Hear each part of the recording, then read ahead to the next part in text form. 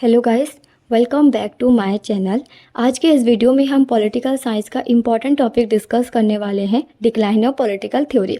Decline of political theory का मतलब है नॉर्मेटिव और वैल्यू बेस्ड पॉलिटिकल थिंकिंग का ग्रेजुअली कम हो जाना, स्पेशली 20वीं सेंचुरी के मिड पीरियड में सेकेंड वर्ल्ड वॉर के बाद। इस पीरियड में कई स्कॉलर का मानना था कि ट्रेडिशनल पॉलिटिकल थ्योरी की इम्पोर्टेंस कम हो रही है और उनकी जगह इंपेरिकल और बिहेवियरल अप्रोचेस पॉलिटिकल साइंस में ज़्यादा पॉपुलर हो गए हैं। तो first we will discuss what is the mean by decline of political theory. Simple word में डिक्लाइन ऑफ पॉलिटिकल थ्योरी का मतलब है कि नॉर्मेटिव और वैल्यू ओरिएंटेड पॉलिटिकल फिलोसफी का इम्पोर्टेंस मिड 20वीं सेंचुरी में कम हो जाना। We have discussed कि political science is the combination of political theory is the combination of political science and political philosophy. Political science deal करता है empirical method को, जैसे कि research, data and fact, and on the other side political philosophy deal with the value based और normative method, जहाँ justice क्या होता है, राइट्स क्या होता है, उनके मेथड पे ज़्यादा फोकस किया जाता था।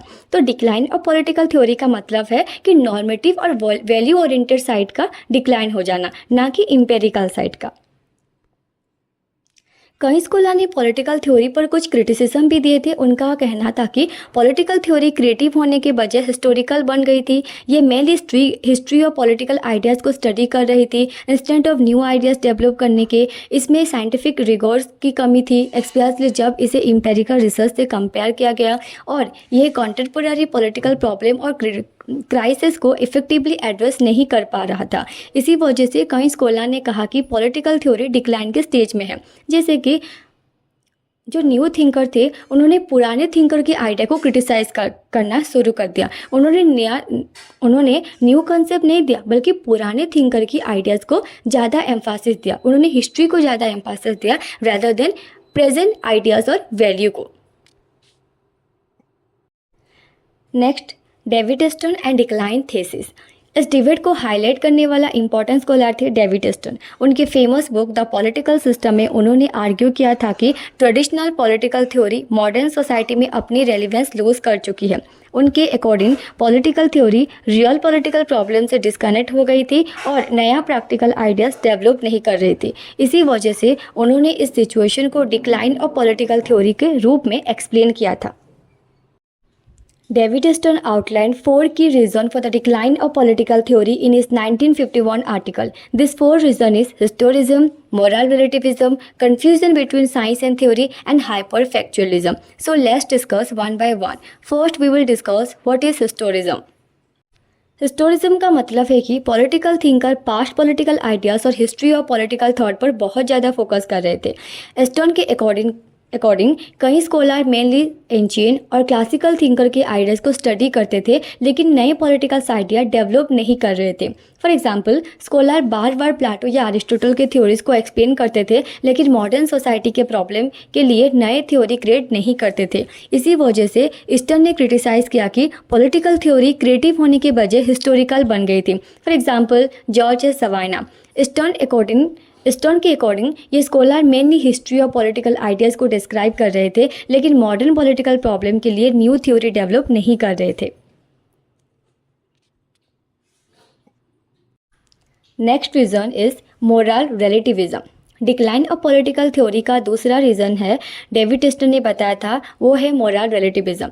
मोरल रिलेटिविज्म का मतलब है सभी पास्ट पॉलिटिकल आइडियाज़ को इक्वली वैलिड मानना, बिना ये डिसाइड किए कि कौन सा आइडिया सही है और कौन सा गलत। स्टोन के अकॉर्डिंग है, पॉलिटिकल थिंकर न्यूट्रल और ऑब्जेक्टिव रहने की कोशिश में स्ट्रॉन्ग वैल्यू जजमेंट देने से बचने लगे। इसी वजह से स्कॉलर क्लियर पॉलिटिकल प्रिंसिपल या जनरल थ्योरी डेवलप नहीं कर रहे थे। पॉलिटिकल थ्योरी ट्रेडिशनली वैल्यू और प्रिंसिपल से रिलेटेड होती है, जैसे जस्टिस, इक्वालिटी एंड फ्रीडम। लेकिन मोरल रिलेटिविज्म की वजह से थिंकर ने वैल्यू के बारे में स्ट्रॉन्ग पोजीशन लेने से हेजिटेट करने लगे।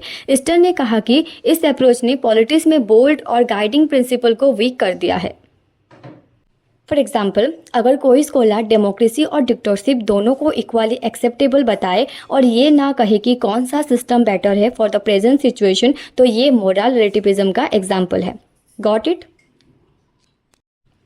Next is confusion between science and theory. Political scientist David Easton ने बोला कि पॉलिटिकल साइंस में एक बड़ी प्रॉब्लम थी। स्कोला ने पॉलिटिकल साइंस को हार्ड साइंस जैसे फिजिक्स एंड केमिस्ट्री जैसे बनाने की कोशिश की थी, इसीलिए वो ज़्यादा फोकस करने लगे survey, statistic, data collection and voting number, या ये सब साइंटिफिक मेथड है। प्रॉब्लम क्या है, डाटा कलेक्ट करना यूजफुल है, बट डाटा सिर्फ बताता है क्या चल रहा है, बट थ्योरी समझाती है क्यों हो रहा है, मतलब जो हो रहा है सोसाइटी में उसका रीज़न क्या है वो हमें थ्योरी बताता है। फॉर एग्जांपल, सपोज इलेक्शन हुआ, साइंटिफिक डाटा बोलेगा 60% यूथ ने वोट दिया, 40% वीमेन ने वोट दिया, बट थ्योरी एक्सप्लेन करेगा यूथ ने ज़्यादा वोट क्यों किया, सोशल चेंज का क्या इफेक्ट है एंड डेमोक्रेसी का फ्यूचर क्या होगा। सिर्फ डाटा से डीप अंडरस्टैंडिंग नहीं मिलती। ईस्टर्न का पॉइंट, पॉलिटिकल साइंस में फैक्ट इंपॉर्टेंट है लेकिन थ्योरी और एक्सप्लेनेशन और भी इम्पॉर्टेंट है। Next is हाइपरफैक्चुअलिज्म। हाइपरफैक्चुअलिज्म का मतलब है बहुत ज़्यादा फैक्ट और डाटा कलेक्ट करना लेकिन बड़ी थ्योरी या डीप आइडियाज डेवलप ना करना। पॉलिटिकल साइंटिस्ट सर्वे, स्टैटिस्टिक और मेजरमेंट यूज़ करके ये सब स्टडी करने लगे, वोटिंग बिहेवियर, पब्लिक ओपिनियन और लीडर्स की पॉपुलैरिटी। ये सब मेजर करने के लिए फैंसी साइंटिफिक टूल यूज़ किया गया, लेकिन प्रॉब्लम ये हुई कि सिर्फ फैक्ट कलेक्ट हुआ, थ्योरी डेवलप नहीं हुआ। इस इशू को हाईलाइट किया था डेविड एस्टर ने। उन्होंने कहा कि पॉलिटिकल साइंस में थ्योरेटिकल मालन्यूट्रिशन हो गया है। थ्योरेटिकल मालन्यूट्रिशन का मीनिंग है जैसे बॉडी को हेल्दी रहने के लिए बैलेंस डाइट चाहिए, सिर्फ राइस खाने से बॉडी वीक हो जाएगा, वैसे ही पॉलिटिकल साइंस में भी बैलेंस चाहिए, फैक्ट प्लस थ्योरी। अगर सिर्फ फैक्ट हो और थ्योरी ना हो तो स्टडी सेलो और डिसकनेक्टेड हो जाती है। Example, suppose researchers study election, they collect data like 65% people voted, 35% people did not vote, youth vote percentage and women vote percentage. ये सब फैक्ट है, लेकिन अगर कोई एक्सप्लेन ही ना करे लोग वोट क्यों करते हैं, डेमोक्रेसी का फ्यूचर क्या होगा, पॉलिटिकल बिहेवियर का पैटर्न क्या है, तो रिसर्च इनकम्प्लीट रह जाती है। सो हाइपरफैक्चुअलिज्म का मतलब है पॉलिटिकल साइंस में इतने ज़्यादा फैक्ट और कलेक्ट करना कि थ्योरी बनाना ही भूल जाना, जैसे डेविड एस्टर ने थ्योरेटिकल मालन्यूट्रिशन कहा था। I hope you all understood my concept. Next important thinker is Alfred Cobban. Alfred Cobban के अकॉर्डिंग मॉडर्न पॉलिटिकल सिस्टम की वजह से पॉलिटिकल थ्योरी का डेवलपमेंट स्लो हो गया। उन्होंने 3 मेन रीज़न दिया था। First is expansion of state power. Cobban कहते थे कि मॉडर्न टाइम में स्टेट की पावर बहुत ज़्यादा बढ़ गई। गवर्नमेंट हर फील्ड में इंटरफेयर करने लगी, economic, education, culture and society. एक लार्ज ब्यूरोक्रेसी सब कुछ कंट्रोल करने लगी। स्ट्रॉन्ग मिलिट्री सिस्टम भी स्टेट पावर को और स्ट्रॉन्ग बनाती रही। जब स्टेट इतना पावरफुल हो जाता है तो इंडिपेंडेंट थिंकर को फ्री थिंकिंग का चांस नहीं कम मिलता है। एग्जाम्पल, अगर गवर्नमेंट मीडिया और एजुकेशन को कंट्रोल करे तो स्कॉलर ओपनली क्रिटिसाइज या न्यू आइडियाज़ डेवलप नहीं कर पाते हैं। सेकेंड इज कम्युनिस्ट सिस्टम का कंट्रोल। कोवेन ने कम्युनिस्ट सिस्टम को भी क्रिटिसाइज किया। कम्युनिस्ट कंट्री में कम्युनिस्ट पार्टी के पास एब्सोल्यूट पावर होता है। एक छोटा एलाइट ग्रुप पूरे स्टेट को कंट्रोल करता है। पार्टी लीडर एक सुपीरियर ब्यूरोक्रेट की तरह एक्ट करते हैं। इसी सिस्टम में थिंकर को पार्टी आइडियोलॉजी फॉलो करना पड़ता है। तो रिजल्ट क्या होता है, न्यू आइडियाज़ या क्रिटिसिज्म अलाउ नहीं होता और पॉलिटिकल थ्योरी रिजिड और डॉगमेटिक बन जाता है। Third reason is western democracy में स्टैग्नेशन। कोवेन कहते थे कि प्रॉब्लम सिर्फ कम्युनिस्ट कंट्री में नहीं है बल्कि वेस्टर्न डेमोक्रेसी में भी है। डेमोक्रेसी मेनली 18th सेंचुरी में डेवलप हुआ, लेकिन 19 और 20th सेंचुरी में सोसाइटी बहुत चेंजेस हुई, फिर भी डेमोक्रेटिक थ्योरी ज़्यादा अपडेट नहीं हुआ।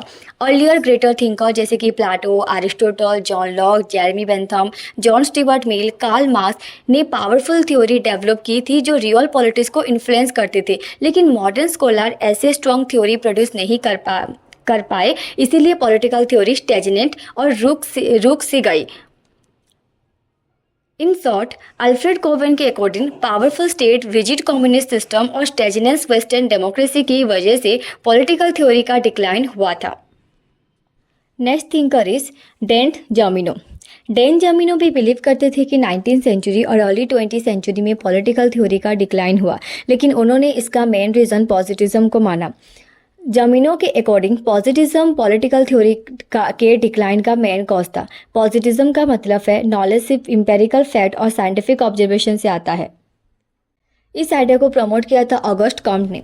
प्रॉब्लम क्या था? Political scientist fact, data, measurement पर ज़्यादा फोकस करने लगे, लेकिन वैल्यूज़, फिलोसफी और आइडल को इग्नोर कर दिया। Result, political theory deep philosophical thinking से दूर हो गई। सेकेंड रीजन इज आइडलिज्म का प्रॉब्लम। जमीनों ने आइडलिज्म को भी क्रिटिसाइज किया। आइडलिज्म में थिंकर परफेक्ट सोसाइटी के एब्स्ट्रैक्ट आइडिया डिस्कस करते हैं, लेकिन प्रॉब्लम ये थी कुछ थ्योरी रियलिटी से डिस्कनेक्ट हो गई और सिर्फ ड्रीम लाइक आइडिया बनकर रह गई। इस वजह से पॉलिटिकल थ्योरी प्रैक्टिकल पॉलिटिक्स से वीक कनेक्शन रखने लगे। And the third cause is ideological reductionism. Germino ने एक और कंसेप्ट दिया, आइडियोलॉजिकल रिड्यूक्शनिज्म। इसका मतलब है कॉम्प्लेक्स पॉलिटिकल प्रॉब्लम को सिंपल रिजिड आइडियोलॉजी में रिड्यूस कर देना। इस ट्रेंड में कुछ थिंकर का इन्फ्लुएंस था, जैसे कार्ल मार्क्स, ऑगस्ट कॉम्ट। इनके आइडियाज़ कभी कभी डॉगमेस्टिक आइडियोलॉजी बन गए। Result, political theory open debate से दूर हो गई और थ्योरीज प्रोपागेंडा जैसी रिजिड डॉक्ट्रिन बन गई। इस क्रिएटिव थिंकिंग और इनोवेशन कम हो गया। So, according to Dent Jamino, political theory का डिक्लाइन पॉजिटिज्म, अनरियलिस्टिक आइडियलिज्म और रिजिड आइडियोलॉजी की वजह से हुआ था। Next thinker are Isaiah Berlin and SM Lipset on decline of political theory. इजान Berlin and SM Lipset के अकॉर्डिंग पॉलिटिकल थ्योरी का decline इसीलिए हुआ क्योंकि वेस्टर्न कंट्री में लिबरल डेमोक्रेसी का विक्ट्री हो गया था। Triumph of liberal democracy. उनके कहना था कि लिबरल डेमोक्रेसी ने दूसरी पॉलिटिकल सिस्टम को डिफीट कर दिया। इस सिस्टम का मेन फीचर्स है free election, individual rights and market economy. इस सिस्टम ने रिवाइवल आइडियोलॉजी को डिफीट कर दिया, जैसे communism and fascism.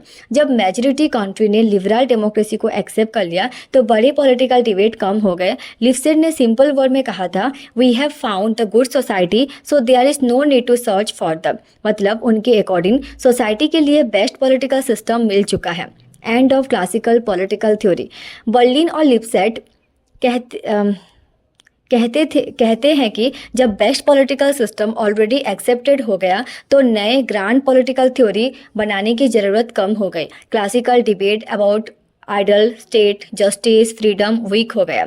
Earlier thinker जैसे Plato, Aristotle, Karl Marx society के आइडल सिस्टम के बारे में डीप थ्योरी डेवलप करते थे, लेकिन बर्लिन और लिप्सेट के अकॉर्डिंग डेमोक्रेसी का ट्रीम के बाद ऐसे ग्रांड थ्योरी के नीड कम हो गई। Let's discuss conclusion. In short, decline of political theory का मतलब है कि 20वीं सेंचुरी के मिड पीरियड में ट्रेडिशनल पॉलिटिकल थिंकिंग वीक हो गई थी। पहले political theory mainly value, moral ideas और बिग फिलोसॉफिकल क्वेश्चन पर फोकस करती थी, जैसे जस्टिस, इक्वालिटी और आइडल सोसाइटी, लेकिन ग्रेजुअली पॉलिटिकल साइंस में फैक्ट, डाटा और साइंटिफिक मेथड पर ज़्यादा एम्फासिस होने लगा। इन सिचुएशन को एक्सप्लेन करने के लिए बहुत सारे थिंकर ने अपने व्यू दिए, जैसे कि David Stern, Alfred Cobban and Dan Germino. इन स्कॉलर के अकॉर्डिंग उन्होंने वेरियस रीज़न भी दिया था, जैसे history, excessive data, rigid ideology. Result ये हुआ कि पॉलिटिकल स्टडी में नंबर और फैक्ट ज़्यादा हो गए, लेकिन मोरल आइडियाज और क्रिएटिव थ्योरीज कम हो गए। But there is a question, क्या पॉलिटिकल थ्योरी सच में डिक्लाइन हो गया? क्या उसका रिवाइव हुआ था? ये सब हम नेक्स्ट वीडियो में पढ़ेंगे।